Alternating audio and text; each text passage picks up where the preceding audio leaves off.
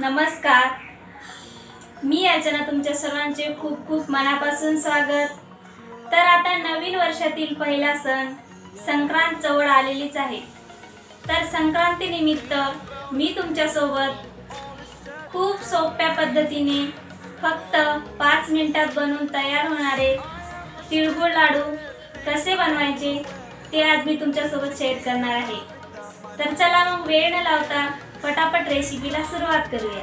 त्यासाठी सगळ्यात अगोदर आपल्याला गॅसवरती कढई गरम करायला ठेवायची आणि त्यामध्ये मी 1 कप एवढे तीळ घेतलेत। तीळ आपल्याला छान भाजून घ्यायचे।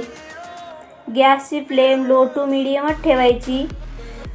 याला सतत हलवत राहायचं आणि याला व्यवस्थित भाजून घ्यायचे। शक्यतोवर मोठ्या फ्लेमवरती आपल्याला ती भाजायची नाहीत, लो टू मीडियम फ्लेमवरतीच भाजायची। तर ते चांगले जास्त खमंग भाजले जातात आणि तीळ जेवढे खमंग भाजले जातील तेवढे आपले लाडू चविष्ट होतात। त्यामुळे या पद्धतीने व्यवस्थित तीळ भाजून घ्यायचे आहेत आपल्याला। आणि जर शक्य असेल तर बिना पॉलिशचेच तीळ घ्यायचे। बिना पॉलिशचे तीळ चवीलाही चांगले असतात आणि पौष्टिक सुद्धा असतात।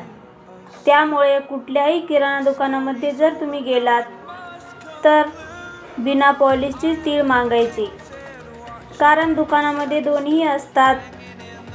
एक खूप पांढरे दिसतात पॉलिशचे तीळ आणि बिना पॉलिशचे तीळ तेवढे पांढरे नसतात, पण चवीला खूप चांगले असतात। तर बघू शकता आपले जे तीळ आहेत व्यवस्थित भाजले गेलेत। त्यापेक्षा खूप जास्तही लाल करायचे नाहीत। तीळ तडतड व्हायला लागले, उडायला लागले की गॅसची फ्लेम बंद करायची आणि थंड होण्यासाठी काढून ठेवायची। आता मी त्याच कढईमध्ये पाऊण कप एवढे शेंगदाणे घेतलेत। शेंगदाणे सुद्धा आपल्याला छान भाजून घ्यायचे, खमंग भाजायचे। त्याला सतत हलवत राहायचं आणि शेंगदाणे पण मी 1 कप तीळ आणि पाऊण कप एवढे शेंगदाणे घेतलेत। आपले शेंगदाणे सुद्धा छान भाजले। मी काढून घेते आणि थंड होण्यासाठी ठेवते। आता तीळ आणि शेंगदाणे दोन्हीही व्यवस्थित थंड होऊ द्यायचे। थंड झाल्यानंतर तुम्हाला खलबत्त्यामध्ये कुटून घ्यायचे असतील तर त्यामध्ये तुम्ही कुटून घेऊ शकता, किंवा या पद्धतीने मिक्सरमध्ये आपल्याला अगोदर शेंगदाण्याचा कूट करून घ्यायचा। शेंगदाणे व्यवस्थित बारीक झाले की त्यामध्ये आपल्याला थंड झालेले तीळ टाकायचे आणि याला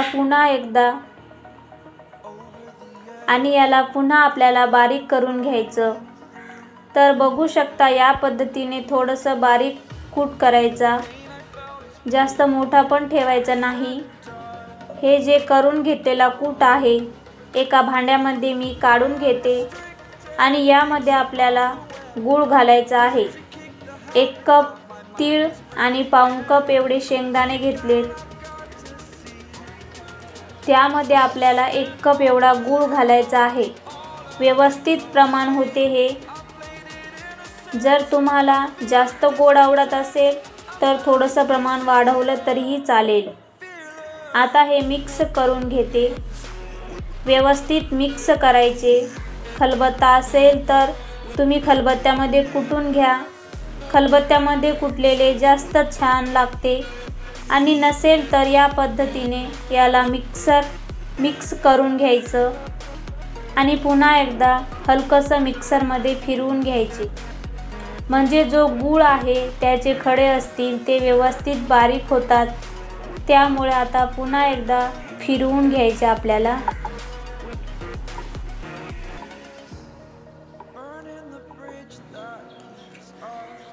चालू बंद चालू करायचा। याचं टेक्स्चर छान येतं, पाहू शकता या पद्धतीने।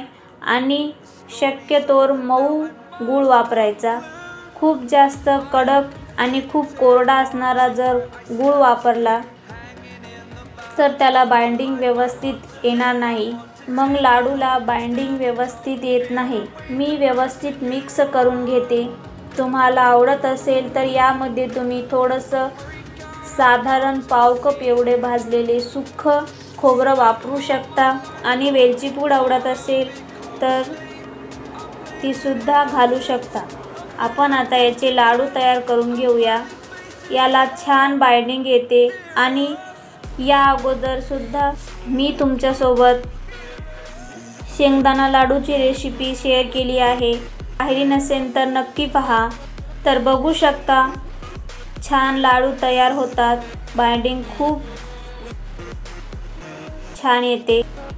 तर बघू शकता तिळगुळ लाडू बनून तयार आहेत।